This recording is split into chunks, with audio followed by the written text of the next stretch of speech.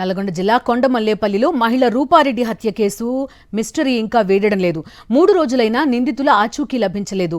కేసులో అన్ని కోణాల్లో విచారణ చేపట్టిన పోలీసులు కుటుంబ సభ్యులు, బంధువులు, పరిచయస్తులను ప్రశ్నిస్తున్నారు.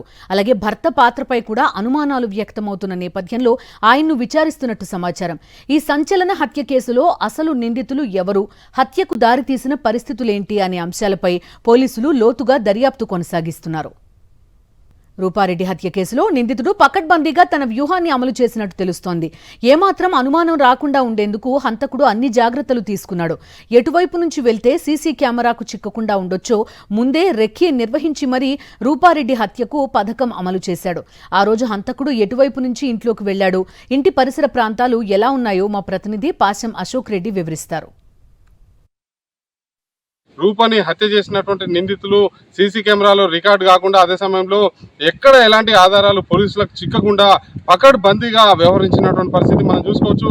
ఇంట్లోపలికి వెళ్ళాలంటే ఎటు నుంచి సీసీ కెమెరాలు ఉండవు, ఎటు నుంచి వెళ్తే క్లియర్గా ఇంట్లోకి ఆధారాలు దొరకకుండా ఇంట్లోకి చేరుతామని చెప్పేసి పక్కాగా రెక్కి నిర్వహించినటువంటి నేపథ్యంలోనే ఇక్కడ మనం ఒకసారి విజువల్స్లో చూపిస్తున్నాం. ఇక్కడ మొత్తం ఓపెన్ ఫ్లాట్లు ఉన్నాయి. అక్కడక్కడ ఇండ్లు ఉన్నప్పుడు కూడా ఏ ఇంటికి సీసీ కెమెరా లేకపోవడంతో ఇక్కడి నుంచే సేఫ్గా మనం ఇంట్లోపలికి వెళ్ళొచ్చు అని చెప్పేసి కూడా హంతకుడు భావించి ఈ ప్రాంతం గుండా మనం విజువల్స్లో చూపిస్తున్నటువంటి ఈ ప్రాంతం గుండా లోపలికి వెళ్ళినటువంటి పరిస్థితి. ఇక్కడికి వచ్చిన తర్వాత నిందితుడు ఈ మట్టి కుప్ప మీద కాలు పెట్టినటువంటి క్రమంలోనే మట్టి అతనికి సంబంధించినటువంటి చెప్పుల అచ్చులు ఇక్కడ కనిపిస్తున్నాయి. అదే సమయంలో ఇక్కడ ఒక కాలు పెట్టిండు. ఆ కాలు పెట్టిన తర్వాత ఇక్కడ ఉన్నటువంటి ఐరన్ మరొక అడుగు ఇక్కడ పెట్టిండు. ఇదంతా క్లియర్ గా ఆ నిందితులకు సంబంధించినటువంటి అడుగులకు సంబంధించినటువంటి మార్కింగ్ ఇది.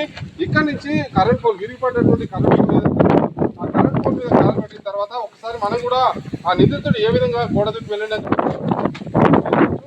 ఎంత సులువుగా గోడ దూకి లోపలికి వెళ్ళేటువంటి ఆస్కారం ఉందో ఒకసారి చూసుకుంటాం. అంటే ఇలాంటి నేరాలు సులువుగా వచ్చు కాబట్టి ఇంకా ఈజీగా గోడ దూకి లోపలికి వెళ్ళేటువంటి పరిస్థితి ఉంటుంది. మనం ఒకసారి విజువల్స్ లో చూపిస్తాం. ఇక్కడ ఇటువైపు ఈ యాంగిల్లో సీసీ కెమెరా ఒకటి ఉన్నటువంటి నేపథ్యంలోనే ఇటు నుంచి వెళ్తే ఖచ్చితంగా అందులో సీసీ కెమెరాలు రికార్డ్ అవుతామని చెప్పేసి అంతకుడు భావించుంటాడు. ఆ తర్వాత ఇక్కడ నుంచి వెనక సైడ్ ఆ సీసీ కెమెరా లేకపోవడంతో ఈ ప్రాంతం గుండా వెళ్ళి ఉన్నటువంటి డోర్ ఒకటి ఉంటుంది. ఆ డోర్ ముందే గడియ తీసి ఉంచిరా లేకపోతే లోపలికి ఏ విధంగా వెళ్ళింది అనేది ఒక అంతు చిక్కని ప్రశ్న ఉంది.